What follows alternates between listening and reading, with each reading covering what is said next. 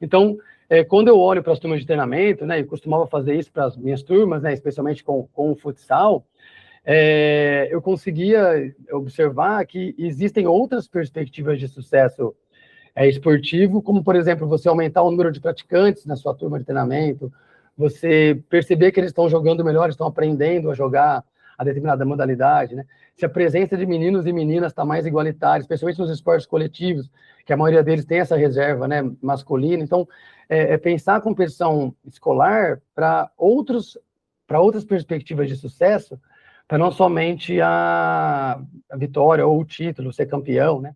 O programa Esporte Sociedade é um projeto da Universidade de São Paulo que tem como objetivo formar um canal de análise social sobre esporte e interação com o público interessado nesse tema. O tema da entrevista de hoje é competições esportivas escolares. O entrevistado é o professor da Universidade de Ribeirão Preto, Cristiano Strebhit, e o entrevistador é o professor da Universidade de São Paulo, Renato Marques. Meu nome é Renato Marques, sou professor aqui da Escola de Educação Física e Esporte de Ribeirão Preto, da Universidade de São Paulo, e coordenador desse projeto de comunicação científica, Sociologia do Esporte ao Público, aqui nesse canal de divulgação Esporte e Sociedade. Nossa entrevista de hoje é sobre o esporte, as competições esportivas no ambiente escolar.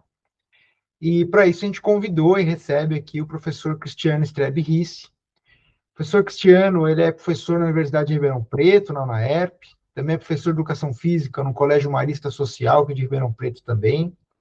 Ele é graduado em Educação Física pela UNAERP, é mestre em Educação aqui pela USP, também doutor em Educação Física pela Unicamp, e recentemente concluiu um estágio de pós-doutorado em Sociologia do Esporte aqui na EFERP, aqui na USP, na Universidade de São Paulo. O professor Cristiano tem vasta experiência como professor de Educação Física, tanto em escolas públicas quanto privadas na região de Ribeirão Preto, aqui em São Paulo, além de ter atuado por muitos anos como coordenador e professor de atividades esportivas extracurriculares e de equipes de competição no contexto escolar, além, claro, de ter estudado esse tema especificamente durante o seu mestrado aqui na USP. Seus estudos são principalmente voltados às áreas de sociologia do esporte e de pedagogia do esporte. Então, professor Cristiano, muito obrigado por aceitar o convite a nos conceder essa entrevista. É uma honra ter você aqui conosco. Estamos há tantos anos, né, nessa caminhada acadêmica, poder te entrevistar hoje é um grande prazer, uma grande satisfação, uma grande honra para mim. Muito obrigado. Para dar início, então, gostaria de introduzir o nosso tema e assumir que o esporte é um fenômeno sociocultural muito presente na nossa sociedade, em diferentes contextos, diferentes ambientes. E um desses contextos, um desses ambientes que envolve uma série de questões sociais bastante pertinentes ao esporte, são as competições esportivas escolares.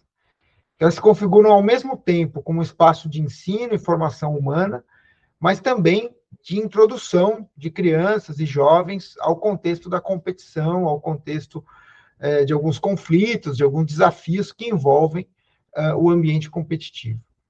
Então, a ideia dessa entrevista é analisar as diferentes formas de manifestação do esporte no ambiente extracurricular da escola e também no ambiente das competições escolares, e também das equipes de treinamento no ambiente escolar e suas implicações sociais e pedagógicas. Por isso, a minha primeira pergunta para você, Cristiano, é pedir para você falar sobre as diferentes formas de manifestação do esporte no contexto escolar e falar especialmente sobre o vínculo dessas formas de manifestação com a vertente esportiva, com a vertente competitiva, com a dimensão competitiva do esporte. Se você puder dialogar sobre isso, seria um ótimo ponto de partida aqui para a nossa conversa. Bom dia, boa tarde, boa noite, né, para quem vai assistir essa entrevista, em diferentes horários, né, da gravação. E, professor, eu que agradeço, né, é um prazer estar aqui, né, do outro lado, a gente que tem essa convivência há mais de 13 anos, né, você é minha inspiração, meu mentor acadêmico, então estar do outro lado hoje, podendo falar desse tema tão importante, que trata, como temos observado, as competições escolares nesses mais de 20 anos de quadra, né, e há 13 anos pesquisando essas relações, né, do esporte, sociedade, pedagogia, e um tema que foi muito presente na minha pesquisa de mestrado, né? Então, quando a gente pensa o esporte organizado no ambiente escolar, a gente vai identificar duas principais formas de manifestação. Então, no contexto curricular, então nas aulas regulares de educação física, onde o esporte está presente, né, na cultura corporal de movimento, e que vai se constituir como um dos conteúdos de ensino, aula das ginásticas, das lutas, dos jogos, brincadeiras e das práticas corporais diversas, né? E nesse contexto, o esporte, preferencialmente, ele se apresenta de uma maneira ressignificada, em que os elementos técnicos, táticos, históricos da modalidade se relacionam com temas transversais, por exemplo, como a ética, as relações de gênero, preconceito, racismo, homofobia, uma vez que a intenção da educação física escolar curricular é mediar esses elementos da cultura corporal de movimento para que os alunos e alunas possam conhecer, praticar, desfrutar e levar, né, esse hábito de prática corporal dentro, principalmente, de uma noção de responsabilidade social e ética, né? Já uma outra forma de manifestação percebida no ambiente escolar é o extracurricular, né? Então, nesse contexto, o que a gente observa, o que ocorre de maneira geral, né, é que essas práticas elas ocorrem no contraturno das aulas regulares, ou logo na sequência das aulas regulares, a depender de como as escolas organizam essa prática em seus ambientes, né? E aí é que o esporte é apresentado muitas vezes por equipes de treinamento, né, com um grau diversificado de prática competitiva, que vai ocorrer muito em função dos valores que a escola tem, os princípios que ela tem, também se conecta com os valores e princípios que os treinadores e treinadoras, professores e professoras também têm em relação a como eles entendem, né, quais são os significados que eles veem na prática esportiva e o que eles querem ensinar e mediar com essa prática desenvolvida dentro do ambiente escolar.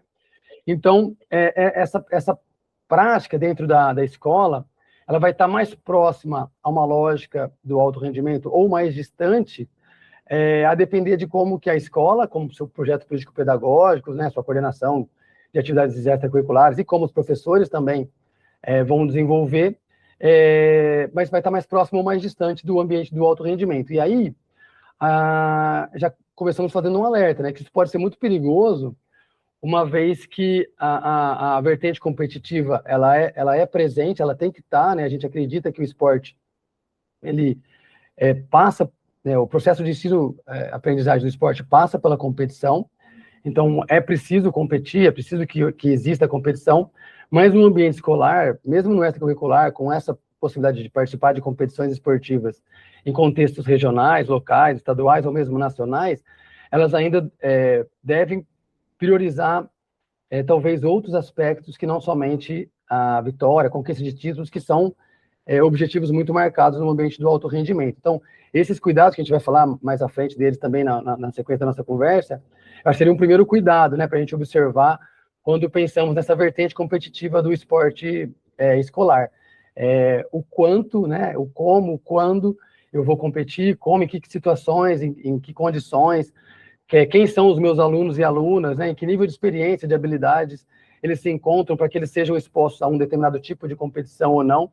Então, quando eu olho para as turmas de treinamento, né, eu costumava fazer isso para as minhas turmas, né, especialmente com o futsal, eu conseguia observar que existem outras perspectivas de sucesso esportivo, como, por exemplo, você aumentar o número de praticantes na sua turma de treinamento, você perceber que eles estão jogando melhor, estão aprendendo a jogar a determinada modalidade, né? Se a presença de meninos e meninas está mais igualitária, especialmente nos esportes coletivos, que a maioria deles tem essa reserva, né, masculina. Então, pensar a competição escolar para outras perspectivas de sucesso, para não somente a vitória ou o título, ser campeão, né?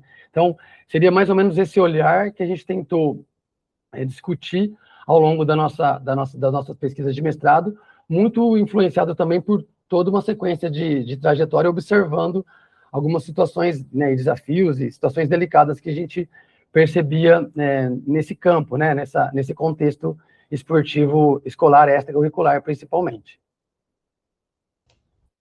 Perfeito, Cristiano. Muito interessante pensar assim, porque você coloca em perspectiva que a competição no ambiente escolar ela não tem um sentido único, né? Só de comparar desempenhos e ver quem é o melhor atleta, né?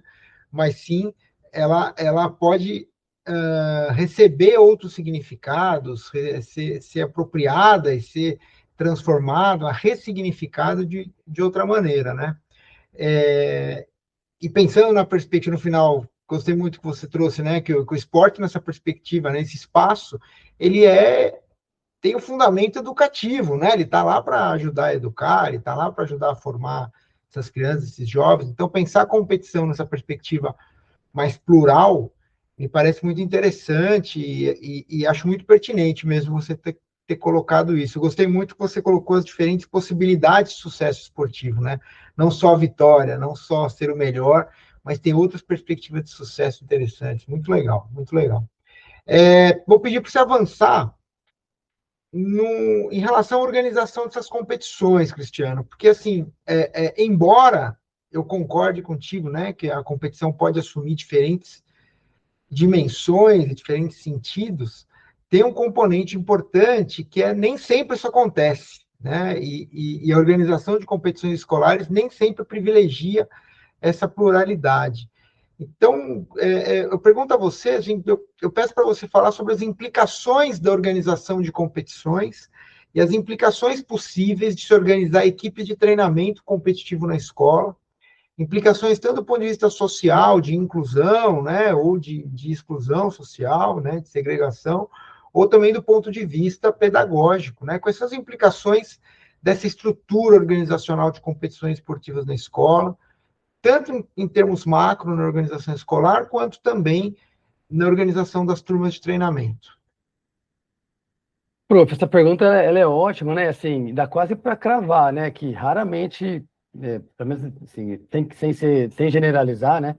Mas raramente são observados competições escolares que estão priorizando outros aspectos que não a competitividade absoluta, né? Essa comparação de resultados. Isso tem provocado uma série de conflitos, né? Quando a gente pensa nessa perspectiva mais educacional e mais ressignificada do esporte e das competições esportivas. Então, como nós dissemos anteriormente, a competição ela é inerente ao esporte, né? Então, por mais que a gente valorize a importância da cooperação, jogos cooperativos, não dá para falar de ensino esportivo sem falar de competição. Então, tem que competir, vai fazer parte do processo. Agora, o como, né? Eu acho que o importante é a gente considerar isso, o como. Então, aqui, cabe algumas ressalvas a essas maneiras de se organizar as competições escolares. Então, como a gente observa que elas acontecem hoje em dia? Muito semelhante, se você for comparar a categoria de base de uma federação, né, paulista, carioca, gaúcha, né, enfim, quando vai lidar com sub-11, sub-13, sub-15, sub-17, que seriam mais ou menos as idades da escola, nas diferentes modalidades, né, que se organizam por faixas etárias, né, geralmente naquela bianualidade, que também já tem uma questão também de idade relativa, que já vai colocar aquela maturação precoce também como vantajosa. Então, uma série de aspectos que vão entrando na forma de organizar as competições escolares, que elas vêm para a escola sem muitas adaptações, né? E aí esse ambiente educativo ele fica, de fato, um pouco prejudicado. Então, quando a gente olha para essas competições e pensa possibilidades de tentar mudar um pouco esse cenário, e até com algumas iniciativas que a gente conseguiu fazer enquanto estávamos lá no chão de fábrica, e ainda hoje no curricular, mas ainda hoje a gente consegue fazer algumas coisas nesse sentido, tentar localizar, por exemplo, professores parceiros de outras escolas, né, ou coordenações de escolas né, que tenham essa proximidade de percepção, né, desse sentido educacional do esporte, e tentar organizar situações em que, às vezes, a faixa etária não seja o único critério para organizar uma equipe, sim o nível de experiência, né? Então, o nível de habilidade. Então, às vezes, aproximar mais as idades, em vez de bianualidade, você faz um ano nascidos no mesmo ano, mas que acaba sendo, às vezes, também situações paliativas, né? Então, a gente tenta, às vezes, modificar uma regra da competição para tentar incluir mais. Então, regras de tempo, por exemplo, a gente vai discutir isso mais para frente, mas regras de tempo que aumentem a participação, que possam permitir mais oportunidades de prática para quem for se envolver com essa competição, são alternativas interessantes. Mas o principal que eu vejo é tentar organizar competições que permitam uma exposição saudável, né, da criança e do adolescente. Porque muitas vezes, no ímpeto de querer organizar uma equipe, colocar uma equipe para competir, às vezes para dar uma resposta para um coordenador, ou para uma direção de escola, ou para os pais, você vai para uma competição com uma equipe inexperiente, imatura ainda dos aspectos técnicos e táticos de jogo, e você vai lá, faz 3, 4 jogos e volta com, por exemplo, no futsal, com 3, 15-0, né? 4 15-0. Então, assim, isso não promoveu nenhum tipo de benefício para quem conviveu, né? Vai ficar forte porque perdeu. Na verdade, não houve competitividade, né? Foi ali, foram expostos, né, de certa forma, humilhados, né, por uma questão porque entraram numa competição que tinha um sentido, um significado muito próximo, né, do alto rendimento, por essa comparação de resultados, com equipes, às vezes, no nível técnico, tático, né, e de experiência muito maior, e você vai, às vezes, no ímpeto de colocar a sua equipe para participar, e sai de lá com uma série de sabores, tendo que mediar uma série de conflitos, e muitas vezes com traumas esportivos que pode ser que não sejam revertidos, no sentido de relações da criança com o esporte, do pai com a escola, enfim. Então, uma série de desafios que, quando você organiza o entorno, né, e tenta pensar a competição de uma forma mais próxima, né, que se adapte mais ao praticante do que o praticante tendo que se adaptar a ela, eu acho que é um caminho viável para a gente repensar e essas implicações, né, esses desafios ficarem um pouco mais amenizados.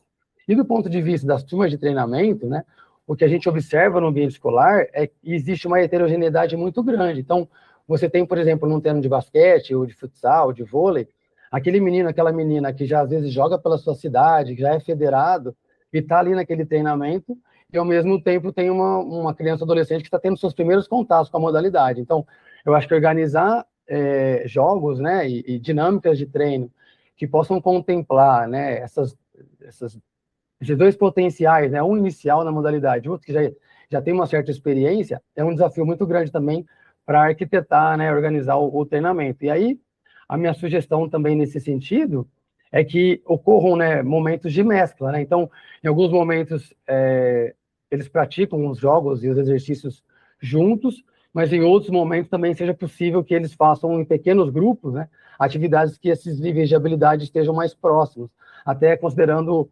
Vygotsky, né, aquela questão da zona proximal de desenvolvimento, e que você tem que ter na sessão de treino desafios que sejam, né, nem muito abaixo do que você já sabe, nem muito acima. Então, essa engenharia de treino ela é muito complexa também. Então, pensar dinâmicas que possam, ao mesmo tempo, numa mesma sessão de treino ou de aula, né, contemplar esses diferentes níveis de habilidade. E acho que esse pensamento, quando ele é levado também para a competição, ele favorece que a gente tenha competições mais apropriadas. Então, nada impede de você ter, por exemplo, na hora de competir, vamos supor aqui no estado de São Paulo, tem o GESP, né, que é uma competição muito forte. Nada impede nessa competição, o GESP, você ir com um grupo um pouco mais forte. O que não pode acontecer é que aquelas crianças e adolescentes que estão começando na modalidade não tenham, ao longo do ano, nenhum momento que eles possam competir também dentro das suas condições para também poder evoluir dentro desse processo de formação esportiva, estar expostos dentro das suas possibilidades à vitória, à derrota, ao fracasso, a todos aqueles valores que a gente atribui ao esporte, que de fato eles podem ocorrer, desde que essa prática se organize para isso, né? Porque senão ele vai só oferecer segregação, exclusão, e quando a gente olha também para as pesquisas, né, especialmente quando a gente foi fazer a pesquisa do mestrado, praticamente 100% das pesquisas que tocavam nesse tema indicavam uma exclusão grande, indicavam que 80, 70 e poucos por cento das crianças que gostariam de participar de competições esportivas não participavam, porque a escola sempre priorizava, né, os mais habilidosos, uma seleção de atletas, jogadores, né, que na verdade são alunos, muito parecido com o que acontece no alto rendimento, né, em que eu convoco, eu seleciono, eu escalo aqueles que vão me devolver os melhores resultados, né. E como a gente vem conversando desde o início aqui da nossa entrevista, do ponto de vista das competições escolares, do ponto de vista do esporte dentro da escola, talvez esse não seja o único ponto a ser considerado. Perfeito, Cristiano, perfeito. Você estava nos dando essa resposta, né? E me fez lembrar de alguns estudos que você já desenvolveu, já publicou sobre isso, né? No seu mestrado, você teve a oportunidade de entrevistar professores, né, treinadores de equipes escolares e entender melhor como se dá o gerenciamento desse processo por parte desses professores, dessas professoras, né? E você disse agora sobre a necessidade de de ajustar, né? Eu gostei do que você disse, de ajustar a competição, ajustar o processo aos praticantes, né? E não ter só um processo de competição escolar uniforme, homogêneo, e que os aptos se ajustam, os não aptos ficam de fora, né? E que acaba sendo, em alguma medida, excludente, porque a competição esportiva, nesse modo mais homogêneo, acaba sendo um espaço de ver quem é o A vencedor, vencedora, né? Então, é algo que é excludente por natureza, no sentido de escolher uma pessoa que vai ser bem sucedida naquele espaço, né? E pensar isso de uma forma mais pluralizada é muito interessante. Então, eu quero pedir para você falar um pouco sobre os resultados do seu mestrado, que inclusive a gente teve a oportunidade, né, de publicar num artigo na revista Educação e Pesquisa, que eu até vou colocar o link depois na descrição aqui do vídeo, para quem quiser acessar, em que você entrevistou professores, professoras de equipes escolares, né, para saber como eles gerenciavam, como eles gerenciam, como eles lidam com esse espaço, com esse esporte. Então, pedir para você falar sobre os resultados da sua pesquisa de mestrado, e as suas impressões sobre como isso vem sendo gerenciado, né, especialmente nessa perspectiva das possibilidades plurais, múltiplas, de encarar a competição esportiva na escola. Não, bom, prof, vamos sim. Antes das pesquisas, prof, assim, o que gerou, né, a nossa motivação para fazê-las, né, era um incômodo muito grande quando a gente observava o ambiente esportivo escolar, e a gente observava, especialmente os adultos, né, que dão o tom para essa dinâmica acontecer. Então, eu coloco os professores, treinadores, né, professoras, treinadoras, os árbitros e árbitras, né, e os pais, mães responsáveis pelas crianças, né.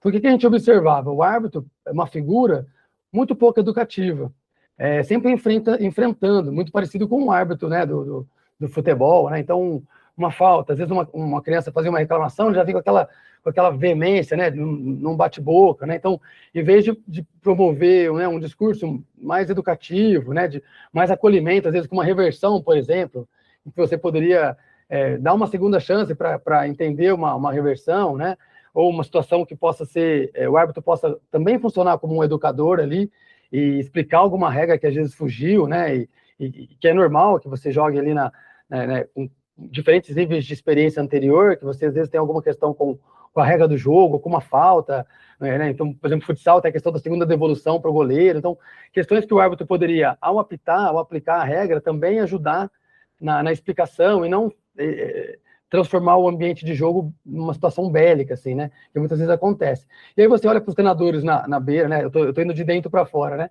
Para os treinadores na beira da quadra, aquele comportamento de guarda de trânsito, né, orientando o tempo todo, e gritando, e pressionando o árbitro, e pressionando o jogador, e orientando o tempo todo tudo que o menino ou a menina tem que fazer, né, deixando pouca autonomia de jogo para quem está na quadra mesmo, e chegamos na arquibancada, né, que também é um ponto que precisa ser muito bem observado e discutido. Acho que hoje em dia, essas pesquisas foram há 10 anos, foram feitas há cerca de 10 anos atrás, né, 8 anos atrás, a gente vê pouca mudança nesse sentido, né?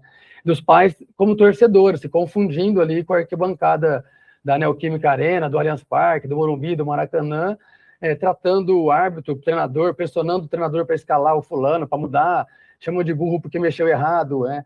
Palavras de baixo calão para a arbitragem, né? A ponto, às vezes, de ter conflitos entre pais na arquibancada, num jogo escolar. Então, assim, alguns absurdos que eu fui vivenciando na minha prática, né? Como professor também, e me motivaram muito a fazer essa pesquisa. E aí, falando agora da pesquisa especificamente, nós entrevistamos um considerável número de treinadores, né, e treinadoras de esporte extracurricular, para tentar entender quais eram os sentidos que eles vinham na prática. Por quê? Né? Por que você dá treino de futsal? Por que você dá treino de basquete? Como você enxerga esse ambiente? Né? O que faz sentido para você em trabalhar o esporte nesse ambiente? E aí nós organizamos o roteiro de pesquisa, né, de uma maneira que a gente pudesse ouvir o que eles tinham como conceito, né, como visão, e depois perguntas que norteavam como eles faziam na prática. para poder também confrontar essa questão do que eu falo e do que eu faço, né? Porque a gente não teve condições de observar os treinos e eles nas competições, né? Então, era o discurso deles sobre, né? Então, a gente organizou as perguntas de maneira para que pudéssemos entender o que eu falo sobre, mas o que eu faço também. Então, no roteiro de entrevistas, tinha, por exemplo, quais são os principais valores que você entende ser importantes para o esporte, e, ao mesmo tempo, como você escala seu time, como você substitui, de que maneira você aborda o intervalo, né? Então, questões que foram nos permitindo perceber essa relação. Então, a primeira coisa que a gente viu, né? O discurso era descolado da prática. Então, um discurso que falava assim, não, eu ensino esporte para que eles melhorem na sociedade, né? Para que eles tenham disciplina, enfim, algumas falas de senso comum para ensinar a modalidade e tal. Só que quando vai para o discurso que falava sobre a prática, quando a gente via a maneira de selecionar, a maneira de substituir, a maneira de convocar, a importância que eles davam para a vitória ou para a derrota, né? A maneira como eles abordavam as equipes quando terminava o jogo, né? Que eles contaram isso para a gente também, quando perdiam, quando ganhavam, ficou muito nítido que o desejo era vencer e se consagrar campeão. Tinha fala assim, não, eu tenho um desejo de vitória, assim, os professores acabavam relatando isso, assim, né? Então, o que a gente observou, que foi a conclusão, né, do nosso trabalho, é que o sentido da prática desses professores, né, e professoras entrevistadas, era muito próximo, quase que exclusivo, à lógica do alto rendimento, né? À lógica do esporte oficial, à lógica do esporte em que eu vou, se for preciso, eu não vou colocar um menino para jogar, né? Eu não vou escalar se eu achar que aquele menino ou aquela menina possam comprometer o meu resultado esportivo, eles não vão entrar na quadra, né? Então, foi isso que a gente observou. Continue nos seguindo para a parte 2. Se você tem alguma sugestão de tema para a próxima entrevista, por favor acesse o link do formulário na descrição do vídeo. Será um prazer contar com sua participação.